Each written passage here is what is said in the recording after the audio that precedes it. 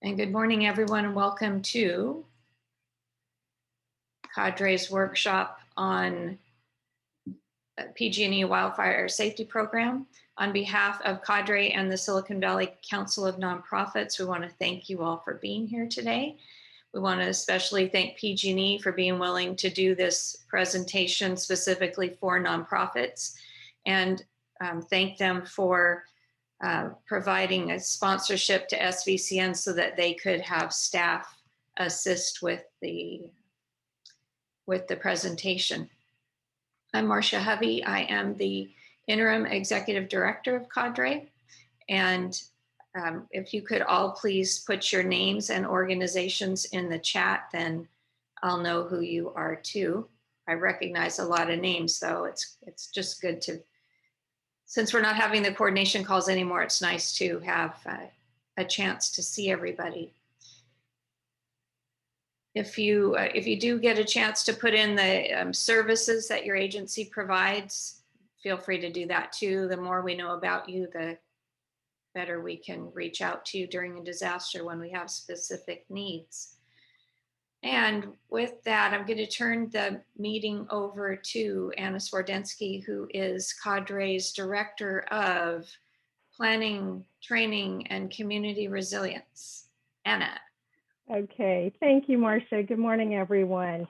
I'm going to go over a couple of housekeeping details, and Marcia, I'm going to turn the waiting room over to you formally to make sure we get everybody in. And so let's do a couple of little housekeeping details. First off, we do strive to have all of our training and education seminars accessible. We are running 2 live captioning transcription services. One is within the Zoom platform. And so in your control panel, you should see an option that says live transcript.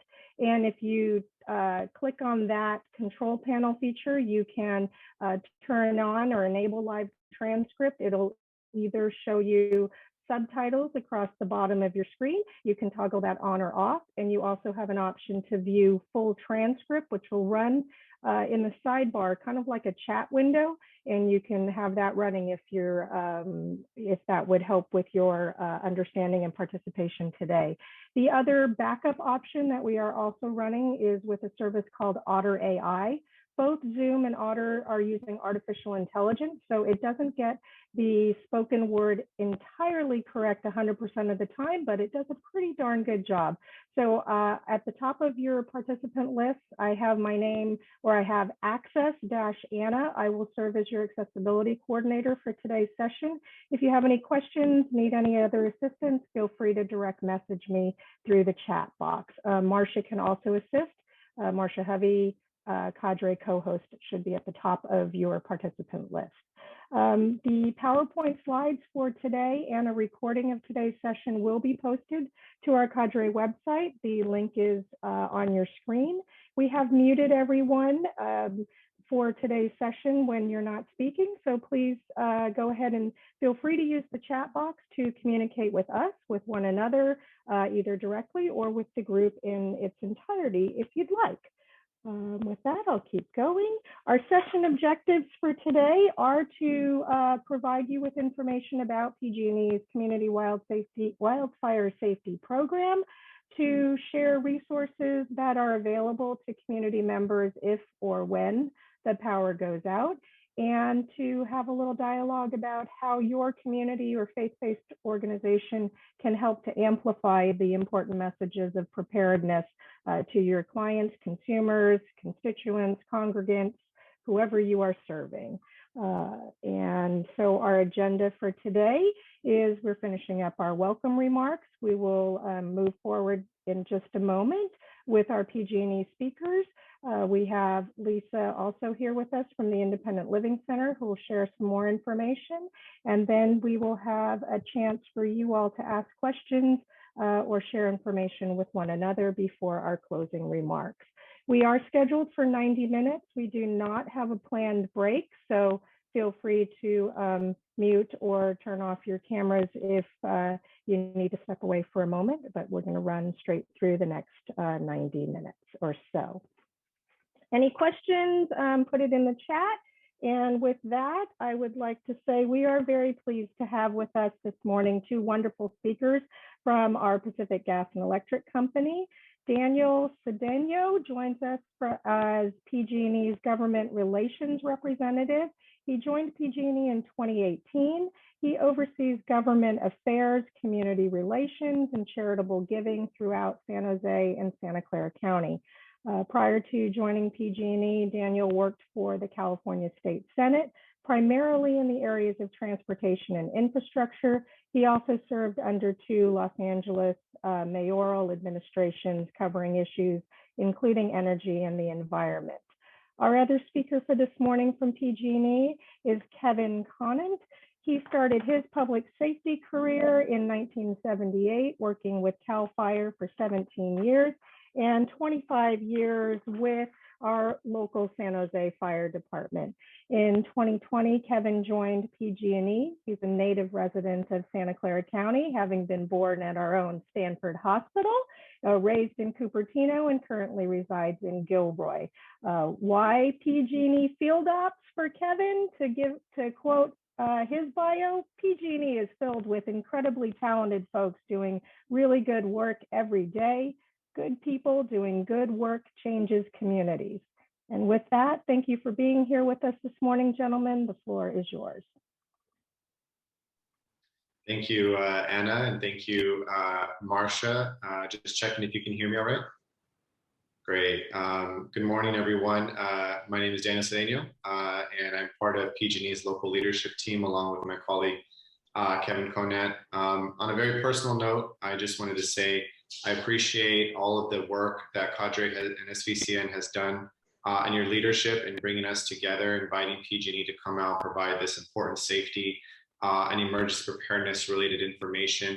We do see this as an ongoing conversation, not just in the areas of emergency management, but community resiliency as well too. We've certainly seen increased climate impacts, and we want to make sure that we can get the word out to our CBO community.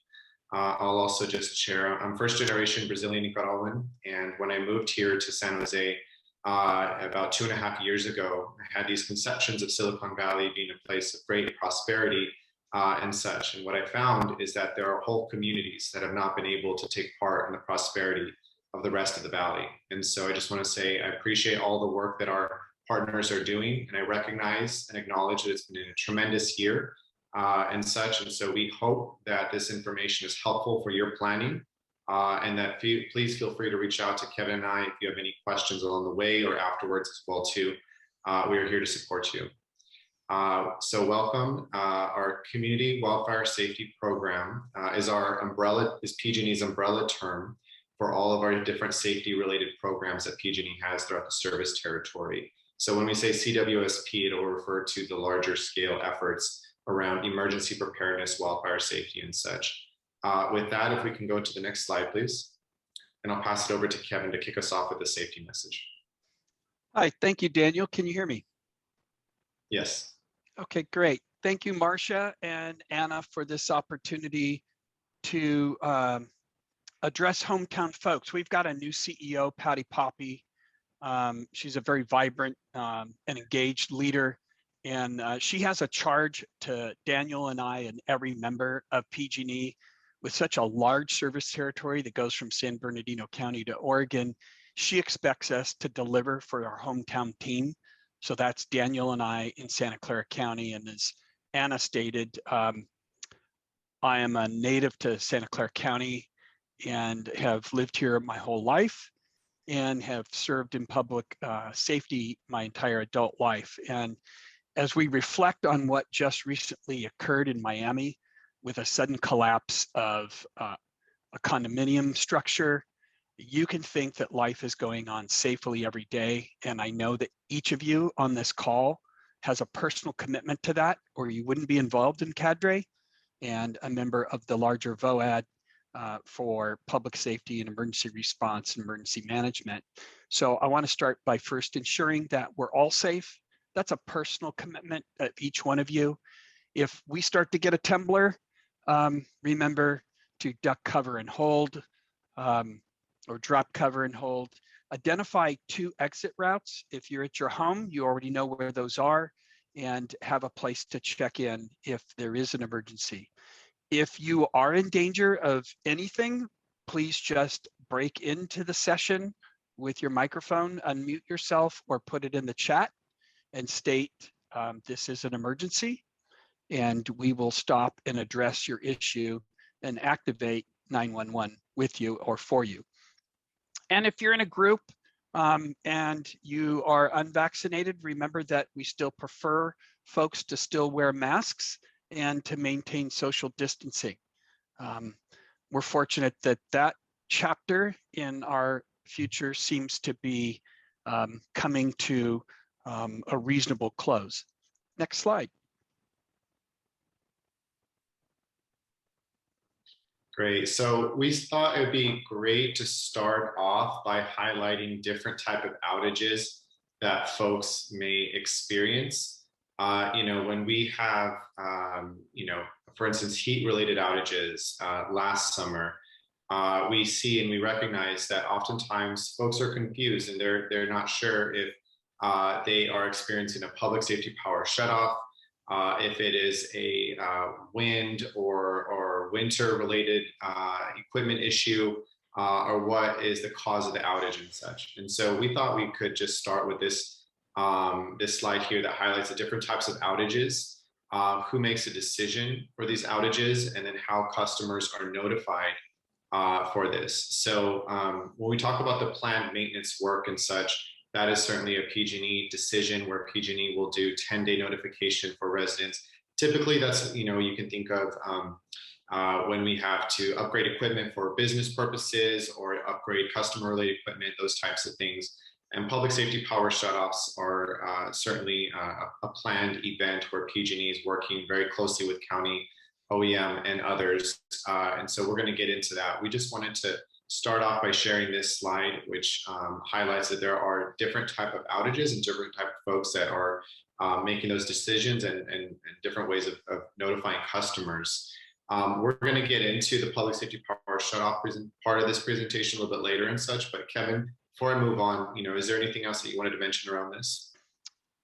No, I just, the point here is, if you haven't taken advantage of the opportunity to sign up for either Alert SCC or PG&E's notification opportunities, please go on to our website and do that.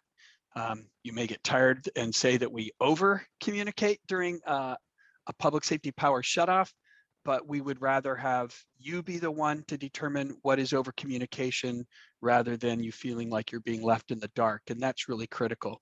In addition, there are other apps out there. CAL FIRE has a very active one, and you can localize it to your phone or to your county as well if you want their updates on what's going on with wildfire as well.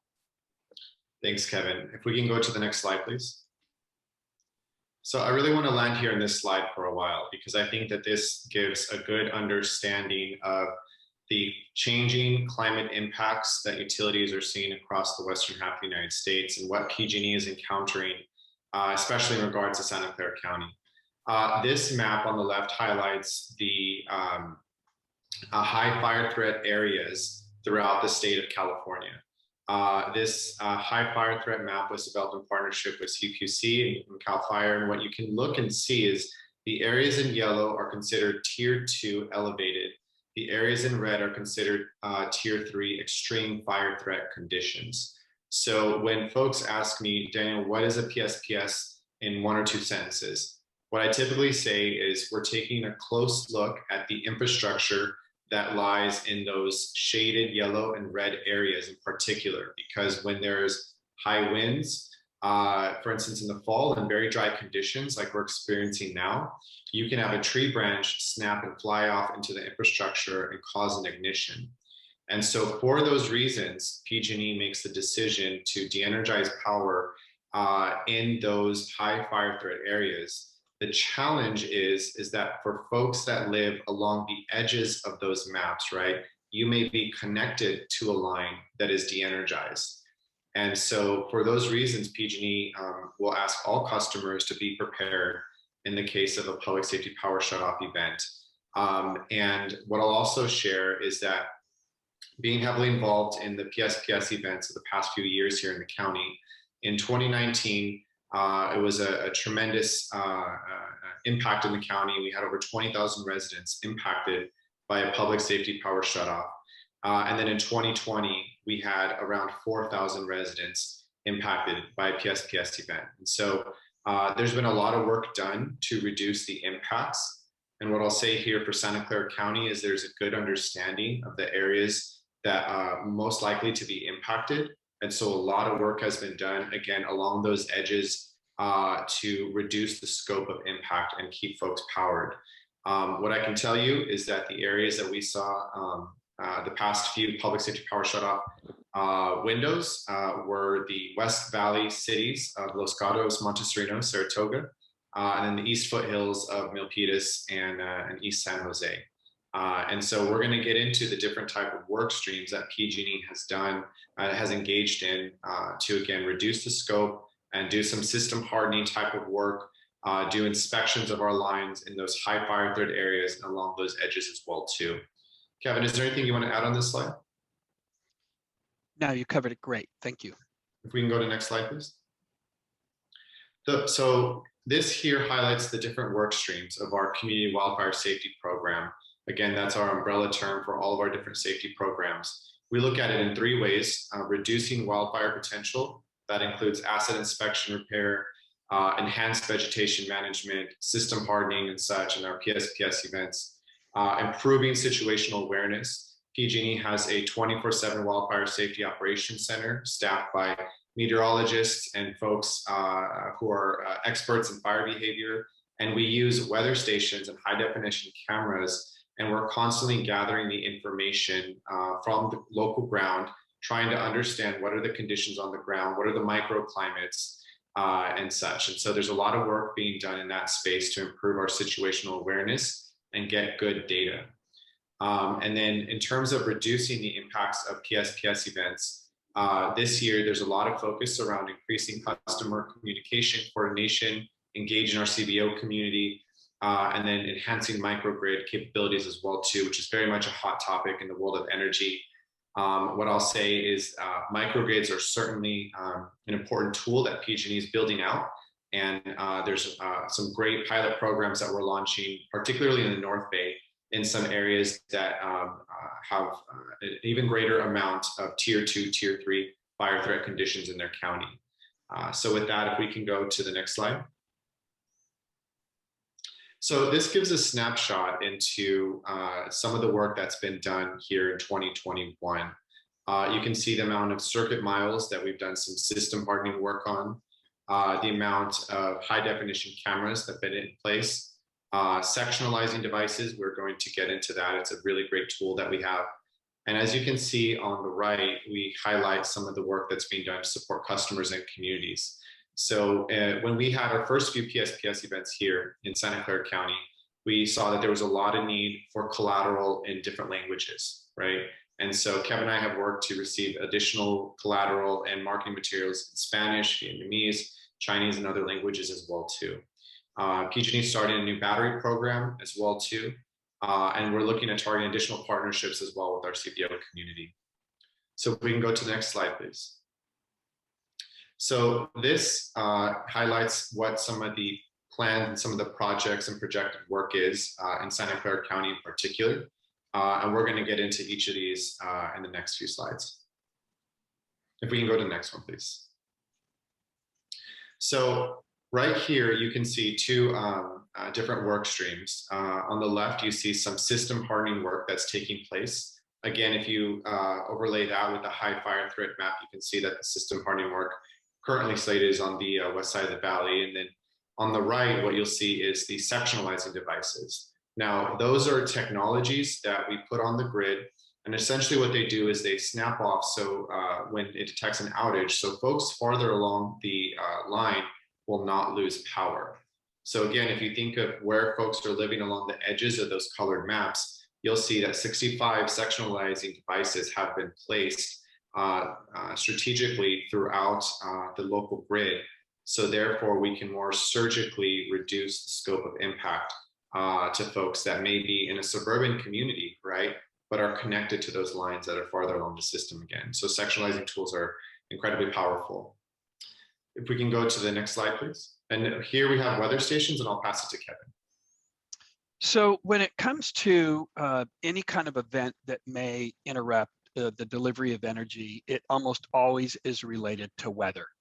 And understanding what's going on with the weather is really critical. And one of the beautiful parts about California, and specifically Santa Clara County, is all of our delightful microclimates, where it can be cool in Alviso and the Milpitas Bay waterfront areas. It can be up to 25 degrees warmer in places like Los Gatos and the Almaden Valley. So understanding what's going on with the weather really helps us to understand what the focus is in terms of safe energy delivery. We do that every day, and we monitor it, and we've been collecting data for over 100 years. So we know how to both prepare and staff for, and then advise. When it comes to something like wildfires, collection of weather data and the ability to see what's going on in the valley through remote sensing of high definition cameras is really critical. Why cameras? In addition to being fun just to look at what the weather is, it gives us the ability that if there is a 911 call, all the dispatching agencies and actually all the public is capable of accessing our alert wildfire camera network. What that does is, me as an incident commander, let's say I'm the downtown battalion chief in San Jose, as I was for 11 years. If there was a fire down on 101 near Coyote Creek Golf Course, it wouldn't take me in heavy traffic 20 minutes to get there. Flipping on a camera and seeing that there's a large column of smoke would let me know that there is a guaranteed and bona fide problem, and would help me and advising both San Jose Fire and CAL FIRE as to what kind of resource deployment. So if you look in this area around Holiday Lakes, I know for some of you, the image may be a little blurry, but the area down south east of Morgan Hill are the Holiday Lakes cameras. And then a little bit north is the Carroll Drive Communications Hill, kind of in South Central San Jose. There's a gap in there. And we are working on having cameras installed on top of Coyote Peak, which is above the Metcalf substation, which is kind of between Bernal Road and Bailey Avenue along 101. So we'll be able to see the whole Coyote Valley. And then we are also placing a new camera in the East Gilroy foothills so that we can see all of the west side of the Santa Clara Valley in the south end, kind of the Mount Madonna range from the east side.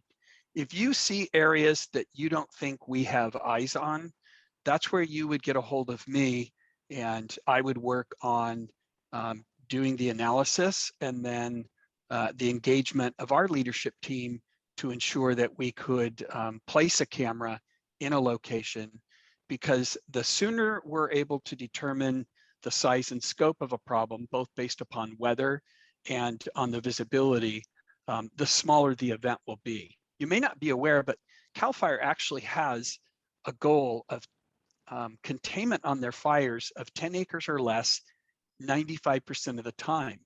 And they reach that in the high 90th percentile, like between 96 and 98%. They're further being challenged because of what's going on with climate and the number and intensity of fires.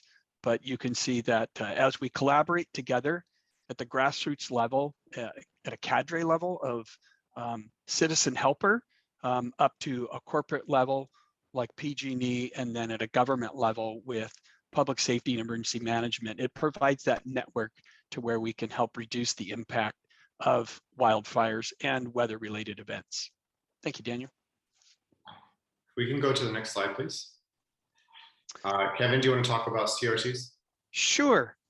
So everyone on this call is accustomed to what goes on with the human condition when daily life is interrupted. That's why you do what you do. That's why you're dialed into this. And quite frankly, Daniel and I have personal commitments of what we do with community-based organizations in our non-business life as well. And the California Public Utilities Commission directed all of the utilities in California that if there are conditions due to wildfire weather conditions that would create the interruption of energy delivery, then PG&E and our other partner energy delivery companies have a responsibility to try to minimize or mitigate the impacts on the human condition. And that is the development of a community resource center. And notice we're not using the term evacuation center or shelter. Those are already NIMS qualified titles of locations that, again, this body is well versed in supporting the human condition at those.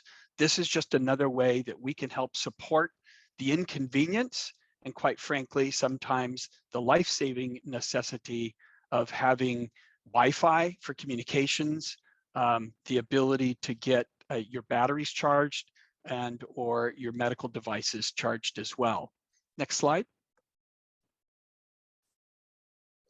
These are the locations of the community resource centers, and we have them broken by indoor event ready and outdoor event ready. Those are the ones that we already have in contract that our land department, our legal department, and our CRC response team have already determined that these are ADA compliant, they have safety plans, and they have adequate parking to support a community resource center. And then after our experience of last year, we have also expanded to new indoor facilities that are in progress to, again, be more focused on those neighborhoods or those communities in the county that may need CRC. So we have the Gilroy Library, Almaden City Library and Community Center, and then the Mayfair Community Center in East San Jose. And we are working on a proposed additional outdoor one up at Redwood Estates that will be an outdoor CRC. And we are just waiting for approval from the board of that community organization to allow us to establish a CRC up there. Next slide. Thank you, Kevin. So this slide here, I think, helps describe a public safety power shutoff in the process that PG&E follows. You know, when we had the first few PSPS events here, I got a call from an elected official who said, Daniel, there's very light winds in my area. Why is PG&E saying and notifying me that my power might be shut off, right?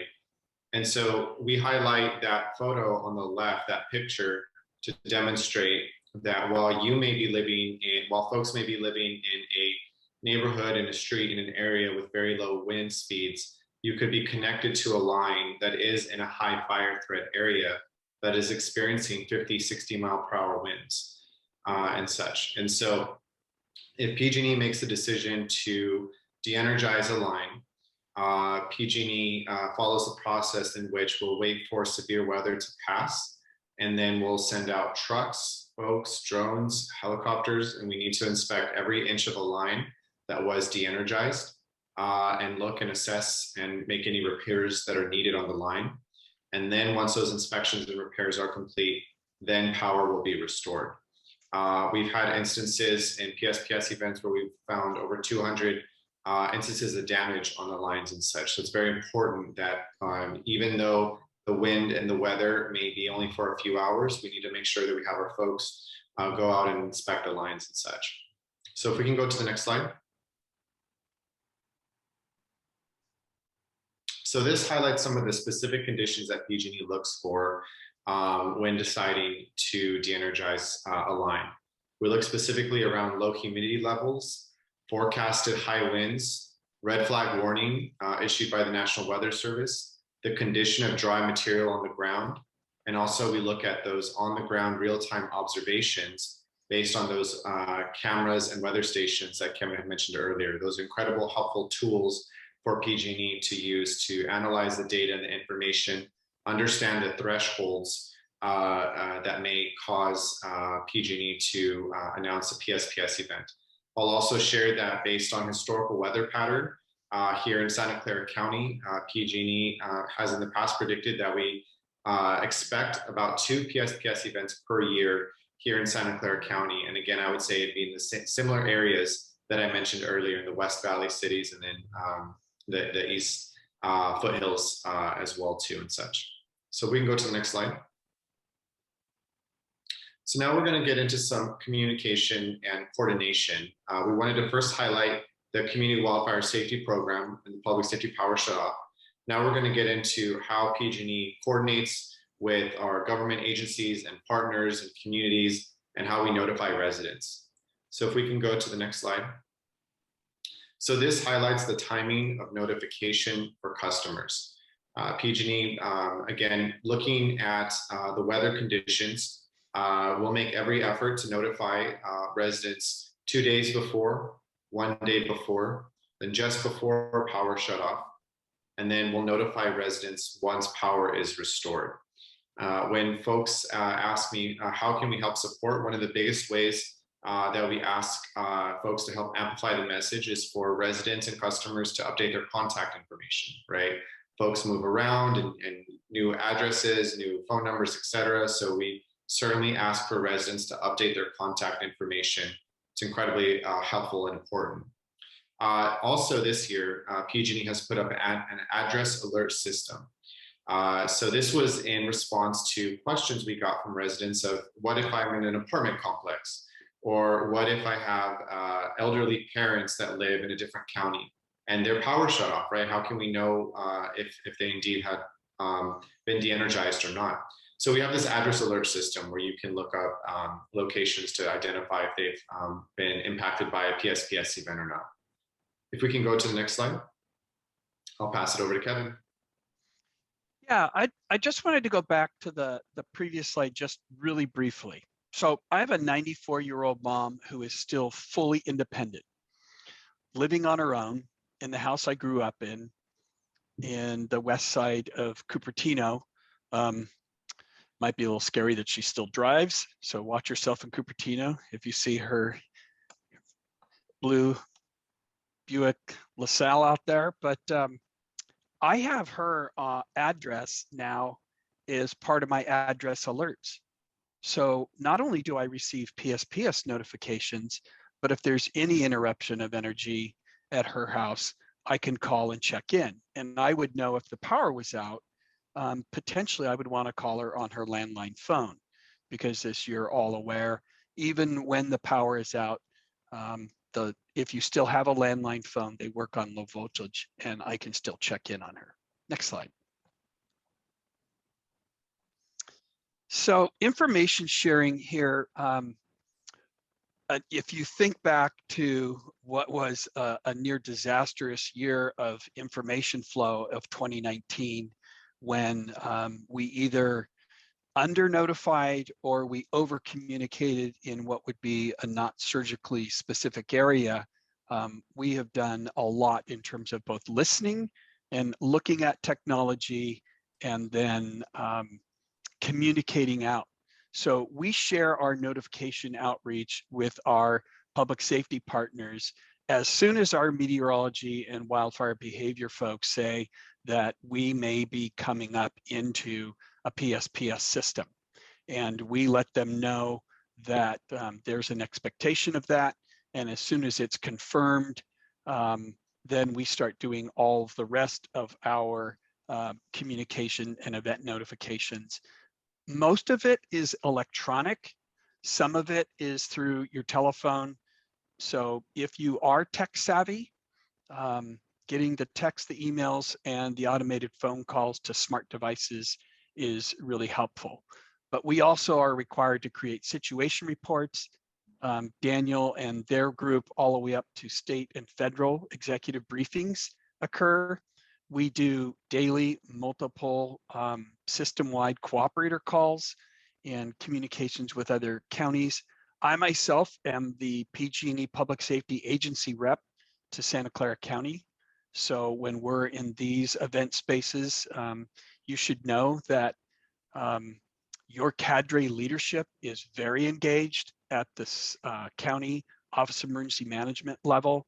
When they activate their EOC, you can both feed information to your leadership, and then it gets back and forth if you need direct contact And then we talk with the 911 centers, often known as public safety answering points. And we are the lead critical infrastructure contact for energy delivery when it comes to PG&E customers. And then we have a handful of other utilities within Santa Clara County, namely Palo Alto and the city of Santa Clara, that also sit at the table with us. Kevin, if I can add in here a little bit. Sure. You know, in 2019, when we had the first events here in Santa Clara County, you know, it was tremendously impactful, right? And we got a lot of calls from community leaders, from CBO leaders, business groups saying, Daniel, we heard that PG&E might shut off our power. What is going on, right? And what we found is that the communication and the information was not getting communicated high up enough the chain, right? Or it was going to your account, the account rep for PG&E, right? And the information wasn't coming across too well. And so what I've seen is the communication and the coordination has gotten better and tighter with each event. And we certainly have a long way to go in this process, but I wanted to highlight how we would interact and how we would engage an event between PG&E and the county. Because of the size and scope of PG&E in our service territory, we follow the state OES structure. And so we work directly with county offices of emergency services to help with the coordination, engagement before and during events. And as Kevin mentioned, he is the agency representative and would be embedded in an EOC during an activation. And on those local cooperator calls in partnership with Dana Reed and his team, Kevin would be able to report out information. With CADRE being heavily involved in that, we do see that as a space for CADRE to be able to help disseminate information amongst our CBO community as well too. And then during those times, I support with escalated issues that come through from local governments, elected officials, and community groups as well too. So there has certainly been a structure that we have worked out. And again, Kevin and I will be your main points of contact during a PSPS event if issues were to occur. But CADRE will be definitely at the table with the county, helping to support and disseminate information, so we have some coordination and structure. Did I miss anything with that, Kevin? The other thing I really wanted to emphasize is how responsive your leadership is on CADRE. Marcia is very engaged with us.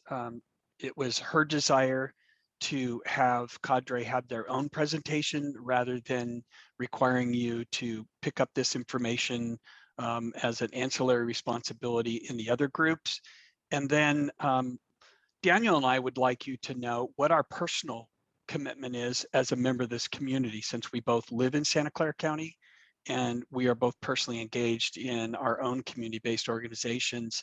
And Daniel's in quite a bit of leadership with other nonprofit organizations as well, besides his PG&E duties, is that we know when the human condition is affected, when corporations fail, when governments fail, when first responders fail, it's you who picks up and ensures that the human condition is addressed.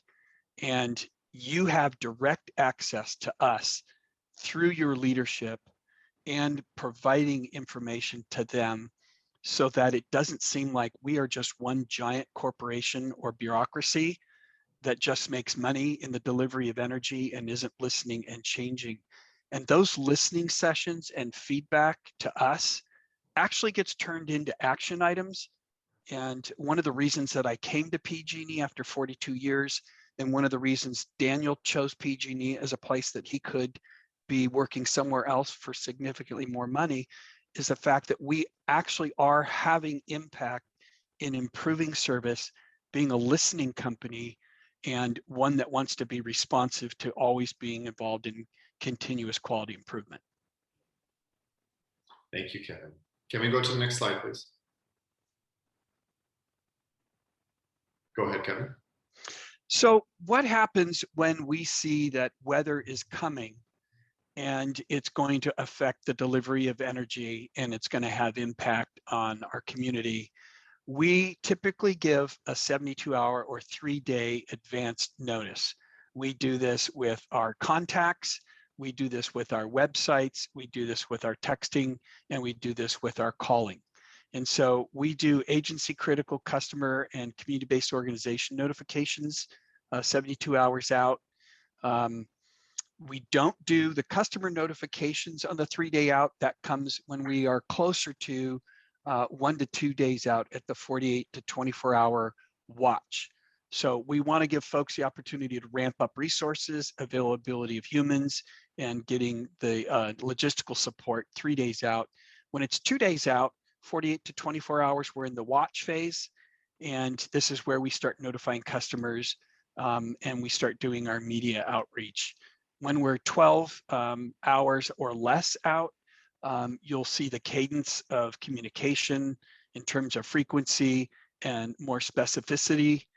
And know that because it's weather-based, and while we're getting more and more accuracy with the additional remote sensing of weather stations, it's always based upon what's occurring with the weather in terms of down to 0 hour. Then the event occurs, the power is shut off, the weather passes, we do our inspections, and then we start working on restoration. It is our goal, once the all clear has been determined, that we will inspect and restore within 12 hours. And then we have a CPUC report to the Public Utilities Commission of that information. If we can go to the next slide, please. Thank you. So now we are going to move into the final part of our presentation, where we're going to share some customer preparedness tips and some resources and information we have for our CBO community and for our customers. Much of this information will be found on our website as well too. And please know we'll share this deck after this presentation as well too. We're going to go into a lot of different programs in this next third part of our presentation. So with that,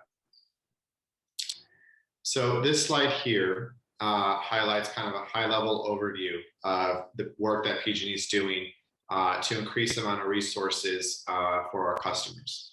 On the left, you can see there's a lot of partnerships we're engaging in with the CBO community. We have a strong partnership with California Foundation for Independent Living Centers, and I know our partners there are going to share some information on that end as well. We'll get into some of the programs that's listed on the left. And then on the right, you can see some of the outreach we've done in terms of working with the media and other groups. Locally, we've worked with Second Harvest on a food bank program. We've worked with Aki and West Valley Community Services as well too on supporting and amplifying the message of emergency preparedness with residents and vulnerable customers in particular. And so we're constantly looking for opportunities to further engage our CBO community and help amplify the message again. And I think what I mentioned earlier is Kevin and I, we really would love to move the conversation, not just from talking about emergency preparedness and events, but talking more about community resiliency and such. And so I think that there's a lot of opportunity in this area, and Kevin and I are committed to working with all of you to find those kinds of open lines of communication that we can continue moving forward for our residents. So with that, if we can go to the next slide. Our medical baseline program is one of our most important programs here at PG&E. So we're going to take some time to talk about this and see if folks have any questions. Kevin, do you want to highlight our medical baseline program for folks? I'm sure there's questions around this. Sure. So imagine if you have a medical condition that requires energy for the sustainment of life, or therapies that make you more comfortable and or healthy. And so it's critical for us to be aware of the folks that need energy for the condition of any kind of medical treatment. It was great during the COVID space that we changed our enrollment requirements that you could have enrolled without a practitioner's signature. And now you would be required, once the state of emergency is declared over with COVID, that you would need a medical practitioner's signature to stay up on that. What does that do for you? it puts you on a separate and specific contact list. And then Santa Clara County, we're really fortunate that through County Office of Emergency Management and quite frankly, public health and your emergency medical services agency, they also get data from the US Public Health Service called the Empower data. So we combined medical baseline with Empower to actually go down to doing door knocks to folks that have identified, they've self-identified that they have a medical condition that requires energy assistance.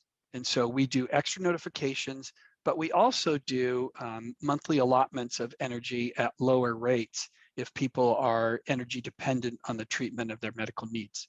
Daniel?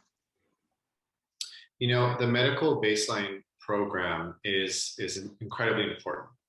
And if folks have any other questions around this, please let us know. I've gotten a lot of questions around this program and how can we help amplify and share information about this program. And I've gotten questions from our local city emergency management coordinators, emergency management directors throughout Santa Clara County and such.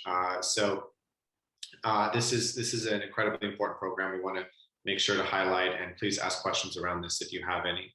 With that, if we can go to the next slide. So another program that PG&E has is through Meals on Wheels. And PG&E, we collaborate with local food banks and organizations that engage on Meals on Wheels types of programs to provide resources and services for residents and such. And so this is a newer program. Locally, we've partnered with the county. We've partnered with Health Trust on our Meals on Wheels program. And we have more information on this food resource partnership from pgne.com/disability and aging. And we'll have more collateral on this coming up in the coming months. Anna, I see we have a question in the chat. Do we want to answer questions as we go, or should we hold? We'll take this question right now, actually. We have one from Christina. Any support or resources for individuals that use oxygen equipment or electrical hospital beds requiring energy? Kevin, I think this question is related to medical baseline. Do you want to add anything to the question that we see in our chat? Sure. When it comes to oxygen therapy, that's where there should be a plan with a community-based organization to assist with them. PG&E currently doesn't provide supplemental oxygen support, but if the oxygen delivery is based upon energy necessary, like a lot of oxygen generators are, we do have a battery program, and then we also have the ability for folks to access the CRC. When it comes to other energy needs, we covered it lightly with what we have in terms of generator assistance, and I'm not sure if we're going to cover that in the future as well, Daniel, or if that was already in a previous slide. No, we have it coming up that will address that specifics for that. The first area we hit, kind of following Maslow's hierarchy there, is first, are you safe in your home? And then do you have food security? And we recognize that our food stream is based upon adequate and quality refrigeration and the preparation of food using energy. And so we have methods to both replenish your food if electricity has been interrupted, or the provision of meals to ensure that we have food security. We'll get into the electric generation. Thank you. If we can go to the next slide, please. So we won't go too much into our disaster disability access resource program because we have some additional information on that. But as we mentioned, PG&E has partnered with independent living centers and Silicon Valley Independent Living Center for additional resources for some of our most vulnerable residents. Food vouchers, hotel accommodations, backup batteries, etc. So there's a lot of great information, and you can see the link below. You can see some of the numbers in terms of some of the data that PG&E supported in 2020 and we hope to further strengthen this partnership and relationship moving forward. If we can go to the next slide, please. This is a newer program, our portable battery program. So for residents who are looking for that type of support and backup power, this is certainly a program that has gained a lot of interest in our service territory up north, where we have a significant number of communities that are in those high fire threat district areas and such. But nonetheless, this is a great program. We can complete energy assessments, and we've done a lot of outreach around this and such. So if you have more questions, please visit the links below. If we can go to the next slide, please. This is another newer program, our generator rebate program. This is for customers who depend on well water pumps and live in high fire threat areas. And so we provide a rebate for customers looking for that type of generator support. If you know of folks that may be interested, please take a look at our link below, pg&e.com/backuppower. And I'll be getting more information around this program and the others that we mentioned, and happy to share that along the way. If we can go to the next slide. So this here highlights our sort of toolkit of resources for our CBOs. Right now, we're in the midst of wildfire preparedness and wildfire outreach for our communities. And so you will see PG&E doing a lot more public webinars. Kevin and I have certainly been around town giving presentations to our cities, our counties, our emergency folks. We're happy to provide presentations to other communities or groups that may be interested. But we have a lot of great information in multiple languages and large print resources for our CBO community. And you can find that online as well too. If we can go to our next slide. This slide here highlights some other places where folks can go to get information that PG&E uses in the decision-making process around PSPS events. We have pg&e.com/weather, where folks can take a look at the weather conditions and track those. We have a safety action center that has great information for families and such. We have backup power links that I shared below as well too. And really critically important, the address alert system that we had highlighted earlier as well too. So we anticipate to receive much more information throughout the next few months. We would love to share that information through CADRE with all of you. And that way we can make sure that folks have a good understanding of our community wildfire safety program and have a good understanding of the type of information and resources that is out there for these challenging events. So Kevin, is there anything you want to add before we wrap up? Yeah, if you were going to take a screenshot or a picture with your smart device, this would be the page that I would shoot the picture of, because there's a lot of information here, and it's just hard to try to memorize or keep the text of what's going on in our chat. What we recognize is that CADRE and its existence is to help folks become more resilient, more prepared, or responding to those needs in the event of whatever it is that requires someone to ask for help. And these resources assist you in your mission and assist us in making each individual more personally resilient, but also households more resilient and neighborhoods and communities more resilient. And this is hygiene. This isn't surgery once and done. This is kind of an everyday, all the time. And if you're like me, I have 2 widows, 2 retirees, and 2 folks who are disabled in my immediate street where I live.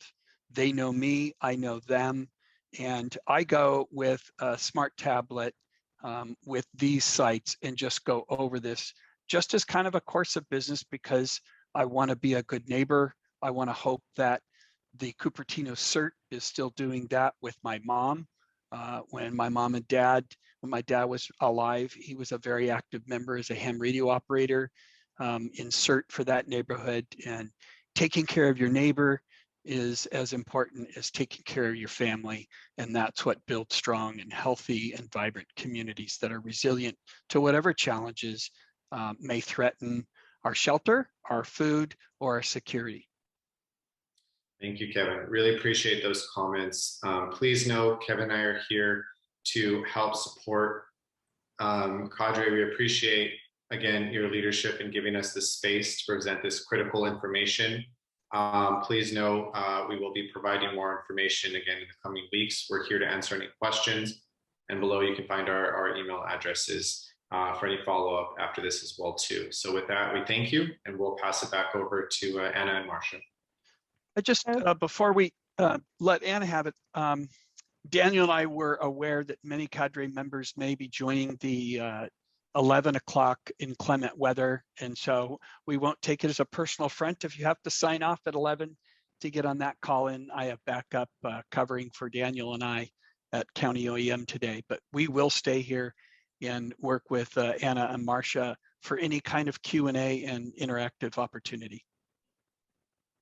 Okay, thank you, gentlemen. There were two other slides that are included in the deck, and we can come back to those if there are additional questions under the Q&A segment. I want to jump us forward. This is an opportunity to hear from all of you, and part of our goal with our CADRE educational forums and training programs is to help build relationships and strengthen relationships in the community and help you to coordinate and collaborate with one another. So to that end, use the chat box and tell us your answer to one or both of these questions. Based on what you just heard from Daniel and Kevin, what is something that your organization or agency has already done to prepare for power outages, wildfires, PSPS events? Or if you're not sure what you've already done, based on what you so far have heard, what actions will you now take? Let's give you a moment to think about that and put some things in the chat. Part of that, the reason for us doing this also is if you see something you like from another participant in today's session, we want you to reach out and connect with one another. You can direct message another participant, share your contact information, and build your relationships as the program continues on. So I see those of you who have your cameras on, maybe thinking, maybe typing. So I'm going to give you just a moment to finish your thoughts, and then I'll move us forward. Okay, let's keep going. Next up, our speaker is Lisa. And Lisa joins us from the Silicon Valley Independent Living Center. She's an independent living skills coordinator who has been with our local ILC for the past 4 years. And Lisa, we welcome you this morning. Let me go ahead and get you off mute. Good morning. Thank you for having me here. Yeah. Next slide. All right, we go to the next slide. So I'll first start off with giving talking about what we do here at Silicon Valley Independent Living Center. We are a disability peer-based community-driven organization that promotes living independently in fully inclusive communities. We have been serving the Santa Clara County community for over 45 years. And Santa Clara County is home to 2 million residents, and we directly serve 1,100 individuals with disabilities. And we provide them with independent living skills, information referral, technical assistance to another 4,000 residents and businesses annually. On this slide, I just wanted to show some pictures of our organization, our staff members, and also a picture of our executive director, Sherry Burns, who is also part of CADRE. Next slide. So we are in partnership with PG&E to serve and with the Center of Independent Living. We are your local independent living center, Silicon Valley Independent. We are here to assist consumers in case of a public safety power shutoff through our program called Disability Disaster Access and Resource Center. The independent living centers cover each county, so we are your local program. We assist those access and functional needs in event of a public safety. The services we cover are creating a personal emergency and family plan.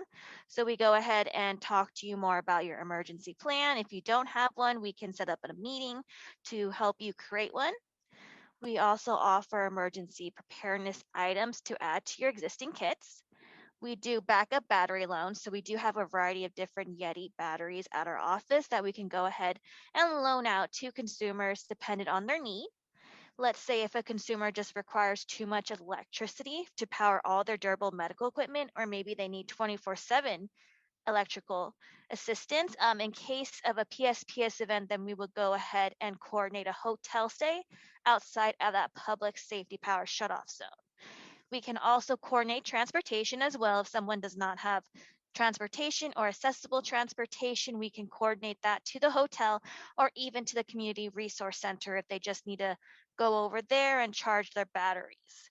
We offer food vouchers because we do know that if a power shutoff's affecting your house, you're not going to have access to your fridge or any of your appliances to cook. So we do offer food vouchers that you can go ahead and go to maybe some fast food area, some restaurants, and pick up food there as well. We help consumers apply for medical baseline.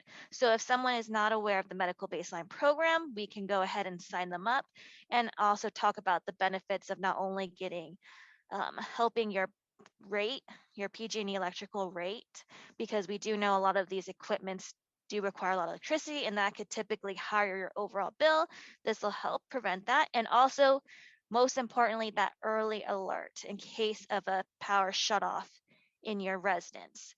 And we also have a lot of variety of services and we're doing monthly workshops to promote our services out there.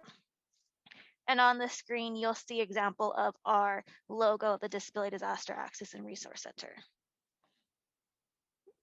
Services provided. So on this slide, I just wanted to give some examples of what we currently have here.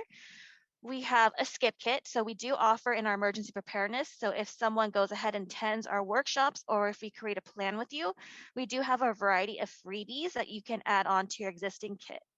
So one is a skip kit. We do have solar charger cell phone chargers that can go ahead and charge your cell phone, your tablet, other assisted technology devices as well. We have emergency food rations that we can give out, and also an NOAA emergency radio.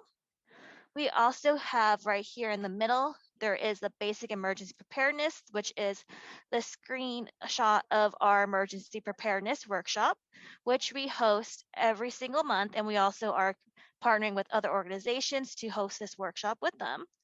We have a variety of different Yeti batteries on here. So we do an intake with each consumer to see how much electrical output their device requires, everything like that. And then we can go ahead and determine which battery is a best fit, since we do have 4 different sizes of batteries. We also have solar chargers as well that can pair with each battery to charge them in case, let's say, they weren't able to charge their battery ahead of time. They need to recharge it, so it'll be attached to it. We also have, let's say this is right here on the left corner, is a portable mini fridge, because some consumers do require electricity to power their fridge and for medications. So we offer a loaner of a mini fridge so they can easily put their medications in there and attach it to the battery, especially if they require other electrical devices to be attached there. So we have a variety of different options for our consumers in case of a public safety power shutoff. And what we try to do is have these presentations go out to the community, promote this ahead of time. So before a public safety power shutoff, we can deploy a battery to you just in case if an event happens. We won't have to jump on in the middle of the event and try to deploy this as soon as possible. We'll do it ahead of time. So that's our main goal, is to give these services ahead of time, figure out your emergency plan, who can you go to, whose houses. If you do need a hotel stay, we get the information about, do you need an accessible room? Do you need access to more than one bed, depending on if you have a caregiver or family who also needs to go with you, or if you have emotional support or service animal that must go, who goes with you as well. So we coordinate this all in our assessments with the consumer. Next slide. So how to apply for services. So they did highlight that previously. You can go ahead and go on to the Disability Disaster Access and Resource page, where you'll be pointed to this Power Safety Shutoff Resource application. It's very quick. It just asks you your basic information, your address, what your device is, how often you use your device in that day, and if you have an emergency plan and are currently enrolled in medical baseline. We can also assist you if you contact us directly at Silicon Valley Independent Living Center. Our number is 408-894-9041, extension 253, or you can give us an email at psps@svilc.org. So you can either apply directly on the website, or you can give us a call and we can assist you with that application. Next slide. And like I stated previously, we have been partnered with PG&E, and we are your local independent living center. So we're your local partner to help you with this Disability Disaster Access and Resource Program. But we also have a large set of other independent living centers that cover other counties as well. So if anyone would like to point this program out to someone else, but they are not from our county, here is a picture of all the other organizations and counties that they cover, along with their website as well, or you can go to disabilitydisasteraccess.org to locate the closest independent living center to you. Okay, thank you, Lisa. I think at this point, we are ready to hear if any of you still have remaining questions. We know there were quite a few questions that were submitted with your registrations for today's session. We hope we have covered most or all of them, but if anything else came to mind, now is your chance to put that in the chat or raise your hand with your Zoom buttons, or just unmute yourself or send me a message if you have any questions. I don't believe there were any remaining questions in the chat box, but I'm going to lean on my colleagues Dana and Marcia to do a quick scan of the chat box until now and let us know if there's anything still in there that I missed. So with that, any questions, folks? And turn on your camera, raise your hand, or unmute yourself.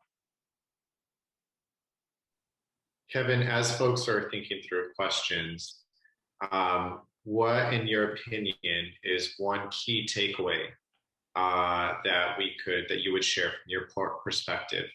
And then I'll share mine. Mine has to do with communications, and that really is twofold.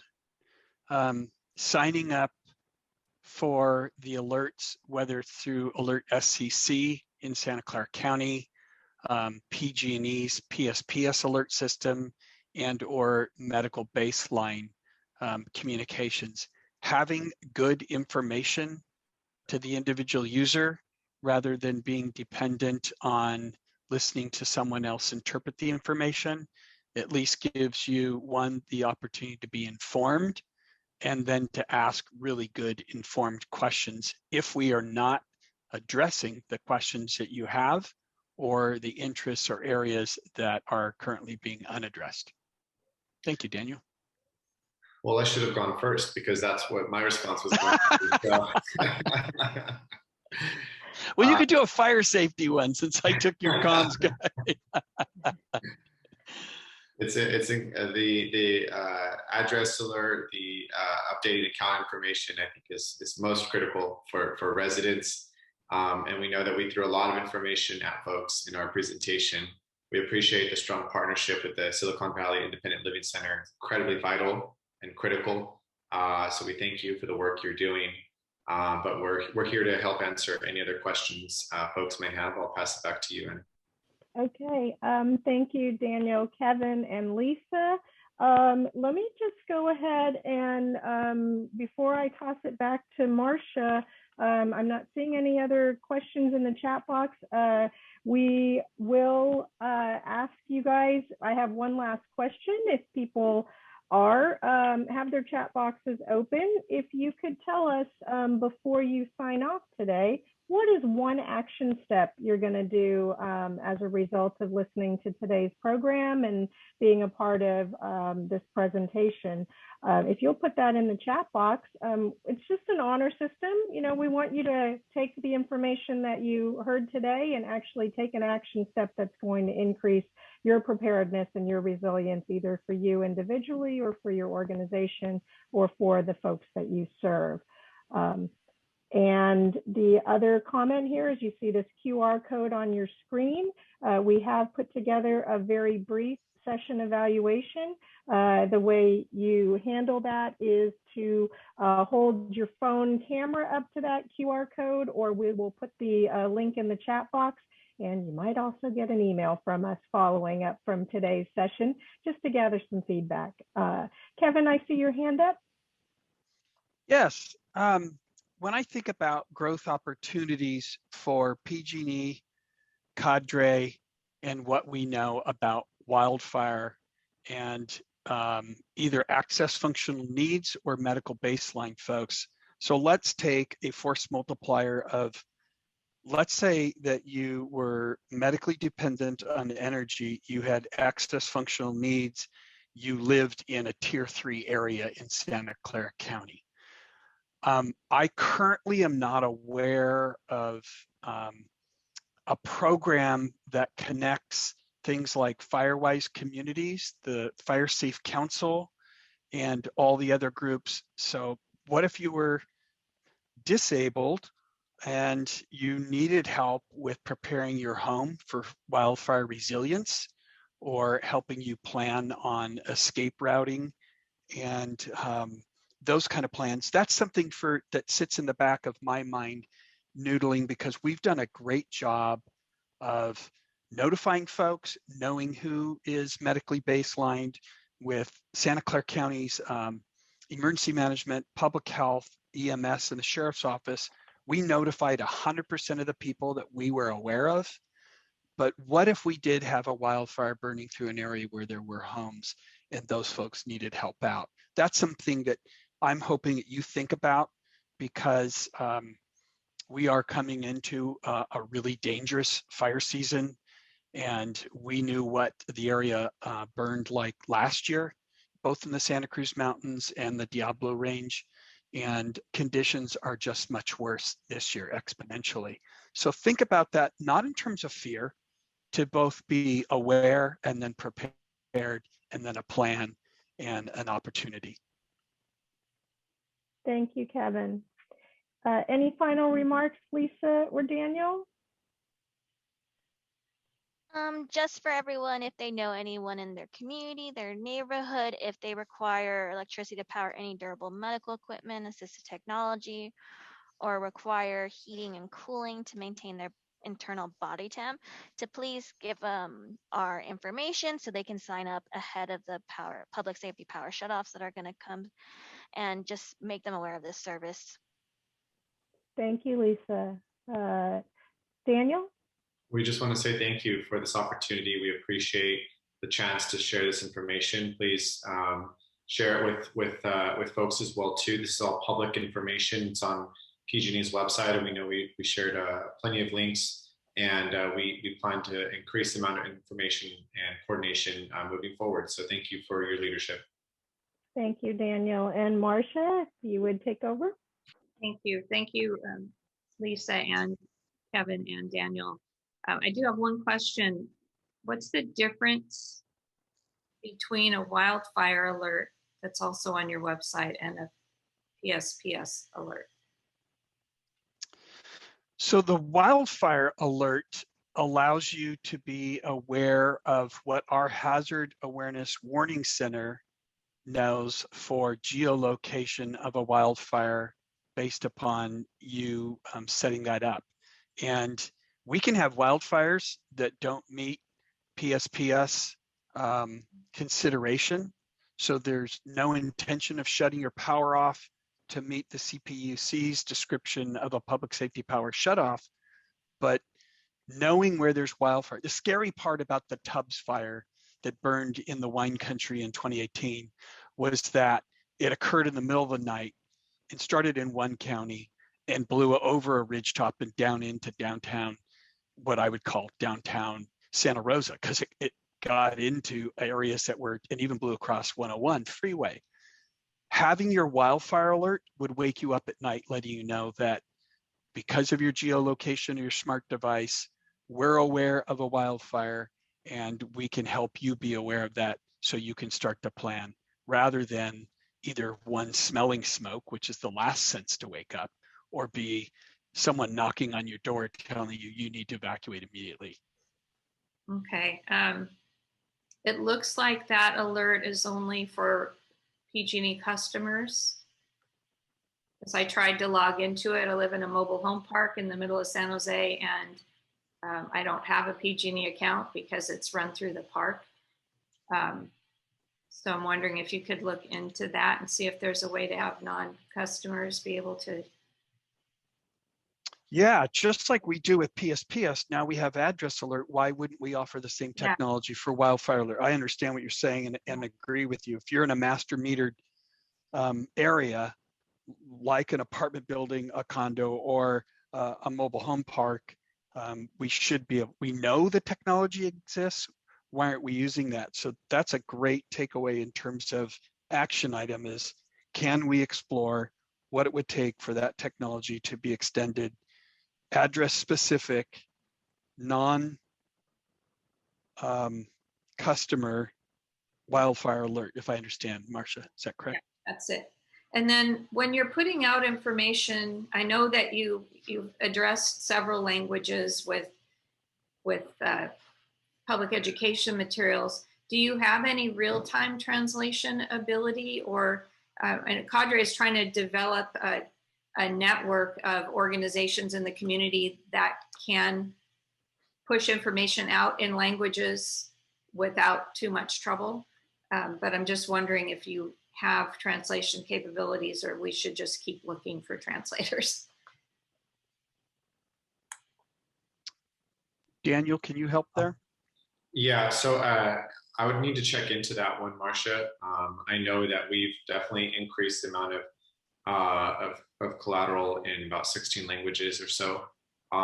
If you'd love to send me an email on that, I can take that up as an action item as well too, to follow up and let them know that that's a request of the South Bay community. Great, thank you so much, and thank you. I feel better because you both live in Santa Clara County. I know you're not going to let us go down. Well, just like you, there's 20 people left on the call. You should know this is, I'm sure you probably already know this, but I want to reinforce it. This is who Marcia is. She doesn't toss any softballs, and she doesn't ever sit still. She is always sharpening the saw and forcing us towards continuous improvement, because an object in motion is a growing object, and she leads CADRE in that same way, both at this organization and what she does in her home community as well. And it makes Santa Clara Valley the delightful place that it is, the Valley of the Heart's Delight. And it's her leadership that we so appreciate. And Daniel and I were excited about that when we got invited to be a part of you guys. So thank you, Marcia. Thank you, thank you. I think, and I hope everyone does the same, that we're never, no, we can always be better. And so CADRE will take any and all suggestions as well on how we can be better. I want to remind everyone that you can save the chat, because there are a lot of links there. Before you log out, there are 3 little dots next to the chat in the chat field where you would be able to chat, and it says save chat. Then you don't have to type all those things out. Richard has a question. Yep, I was just going to jump in and say, Richard, would you like to come off mute and actually say your question aloud? We can read it in the chat. Okay, okay, I think can you hear me? Yes, we can. Okay, I have a question regarding residential areas in urban areas where obviously due to property limitations, we cannot execute a 100-foot fire safe zone as recommended by CAL FIRE. What preemptive measures should residents take with their property specifically utilities, before responding to a mandated emergency evacuation order? Can you be a little bit more specific in terms of what you want to do with your utilities for preparation? Yeah, I'm thinking in terms of the question of gas and electric. Should a homeowner in evacuating their property preemptively take and shut off their gas and shut off their electric at the main utility entry points? I wouldn't recommend that. One of the really neat things about my job is I actually respond to emergencies, first by telephone contact with emergency communication centers, dispatchers, but also with incident commanders. And one of the first questions that I ask is, if there is a wildfire that's burning into an area where there are homes, do they want any of the utilities shut off to make safe? So it's safe for first responders and safe for residents. And the considerations are, if we're going to do that, will there be adequate lighting? Will there be adequate street stoplights? And then what kind of utilities are necessary for the insurance of water for fire protection? So I would say the best thing you can do is first to have a plan, know what you want to take with you when you leave. When we were in the evacuation zone of the SCU fire last year, my wife spent 4 days packing. And her idea was, okay, if my home burns down, what things do I want that rebuilding a new home would still make it seem like home and a connection to our past? And the last thing is closing all your doors, interior, in your home to compartmentalize it. Think of it like a ship or a submarine. Fire needs oxygen to burn. And the more you can compartmentalize your home, I would recommend that every time you go to bed as well. And we call it the close the door campaign. But it would be having that plan. And I would not recommend individuals shutting off their utilities at their home when they leave. Firefighters at night, if the electricity is on and you've been evacuated and we can see a light on your porch, it makes it easier to locate your home. And shutting off the gas in a neighborhood is really quite easy by our gas service reps, even in large areas, a street valve that would shut an entire area off rather than the individuals. Thank you for that. You're welcome. Great question. All right, well, I hope that everyone has been able to fill out the evaluation. We do count on those in order to continue to get grant money to put on presentations like this. And so thank you also for putting thank yous in the chat, because we keep that too. And we do just want to make sure that we're providing valuable information. If you have ideas for other workshops, sounds like probably should do one on fire pretty soon. So we'll talk about that. But if you have other ideas that you want to send to us, we're happy to look at them. If you have questions about how you would evacuate, especially if you have people with access and functional needs, we can maybe help you brainstorm and or connect you with other people, other emergency managers for your community that can help you with solutions. And then if you have not checked out the CADRE's new website, cadresv.org, it's got a ton of information there now. There are events, so any emergency preparedness events that you have that you want us to publicize, just send us the link and we'll put it up there. We also will put all real-time announcements there, and the information just keeps growing. So I hope you use that website and make suggestions for it as well. Anything else? All right, thank you again, Lisa and Daniel and Kevin. And I'm sure we'll be continuing to talk throughout this fire season. And with that, we'll close out the meeting.